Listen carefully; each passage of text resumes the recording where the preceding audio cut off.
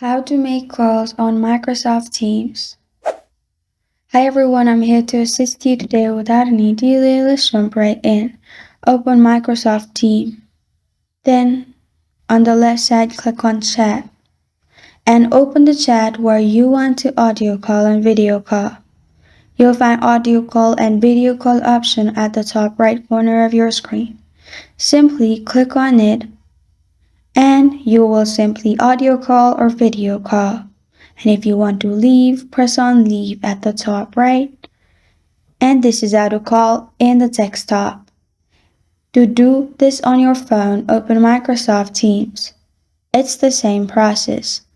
Open the chat where you want to audio call or video call. After you have clicked on the chats, simply you'll find this kind of screen pop up. Click on audio call at the top right corner of your screen. After you click on it, you will be able to call the person. And to end it, simply press on the red button at the bottom right and you're good to go.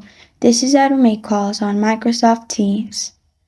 Thank you for joining me today. If this video helps you out, please leave a like and subscribe for more. Got a question or want to suggest a topic? Comment below. Thank you for watching.